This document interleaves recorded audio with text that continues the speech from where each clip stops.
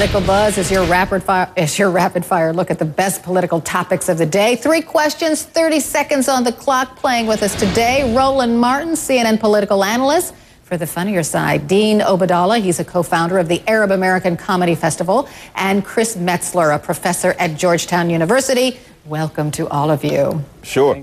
Okay, first question. A reading of the exit polls from yesterday's primary shows for those who thought the most important quality in a candidate was the ability to beat President Obama, well, those exit polls show Romney was way out in front with at least 46% of the voters saying that. So the question this morning, should Romney just get on that horse and ride full out to the finish line? Don't even talk about other issues, Roland.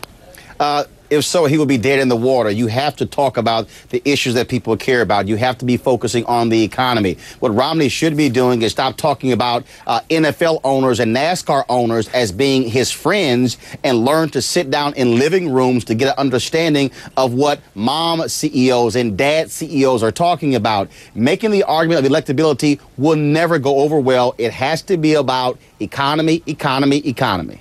Chris. Yeah, absolutely. I mean, he's got to show that he's electable. He can't just talk about the fact that he's the most electable.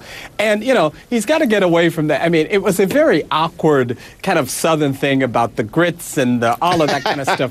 Get away from all of that. Dude, you just seem so uncomfortable. So let's talk about jobs. Let's talk about the economy. Let's actually show what you're going to do rather than talk about the fact that I'm electable and I'm inevitable. If he does that, it's a recipe for disaster. So don't get on that horse too quickly. Dean. Carol, I don't think it's the horse, it's the rider that there's a problem with. Let's be honest. I mean, look at the guy. If it was a horse analogy, he would say he had 7 or 8 horses. He bought his wife 2 horses. You know, we live in a world now where everyone focuses on him, and they have problems understanding what he really stands for. He was pro-life, pro-choice, pro-gay marriage, anti-gay marriage, pro-healthcare, anti-healthcare. His campaign slogan should be "Me Too," because no one knows what he's about. He stands for anything you do. He's got to get back to a message that not about electability. I agree with both these gentlemen. It's about the issues today. The economy is #1 in every poll I've seen. Talk about jobs, talk about economy. Okay, on to the second question. A state senator in Ohio says she wants to restrict access to Viagra and similar drugs. I'll let her explain. It is patently unfair in this country that we simply only focus in on a woman's reproductive health. We got to show men that we care about them too. Yes, because you know, Viagra could be harmful. We have to be careful about who we write these prescriptions to. So, of course, she's tongue-in-cheek with this, right? So is turnabout fair play? Chris. Well, I mean, I just think this is kind of silly. Look, you know, if you want to have a discussion about Viagra, I don't care who uses Viagra. I don't care who uses contraceptives. I just don't want to have to pay for it. That's really the issue for me. And so this entire conversation has really just kind of gotten out of control. The issue really started off as one of religious freedom and then morphed into something completely different about a war on women's health, now a war on men, all of these kinds of things. Look, at the end of the day, this is really just a silly discussion. If you want Viagra, pay for it. Enough said. Roland. After 4 hours, Chris, it's not a silly discussion. Look, this is the problem here.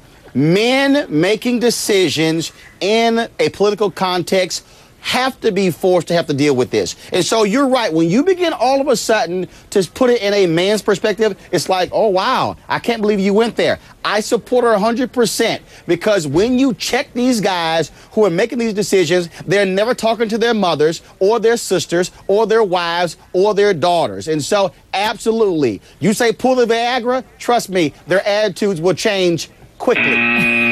Okay, time for the buzzer beater. 20 seconds each. So here's the third question. President Obama took British Prime Minister David Cameron to a basketball game in Ohio to show him in America, quote, not seen by tourists. Of course, since they flew on Air Force One, they rang up a bill of almost $500,000 round trip. With those resources in mind, where would you take the Prime Minister that is off the beaten path? Dean. I would take him to one of my comedy shows. Let's be honest. I would love to have the president and prime minister. I'll buy him a first drink, bring him along. Or, you know what, maybe introduce him to our royal family, the Kardashians. They're amazing. And we have Sir Charlie Sheen. We have royalty, too, in America. Let's meet them. Let's have the prime minister meet our royalty. Chris. Two places. First, I would take the Prime Minister to the Apollo in Harlem. So let's do a little showtime at the Apollo. I also would then take him to Baltimore, more specifically East Baltimore and West Baltimore. So he gets a chance to see that it's all not tea and crumpets here in the United States. So that's where I'd take him. Hey, he had a hot dog at the game. What do you want? Roland. We're going to a soul food restaurant and a B.B. King concert. He needs to get some soul. And here's the deal. We're going to have shrimp and grits. Mitt Romney, you're not invited. Thanks to all of you. Thank you for playing. We appreciate it. Thanks.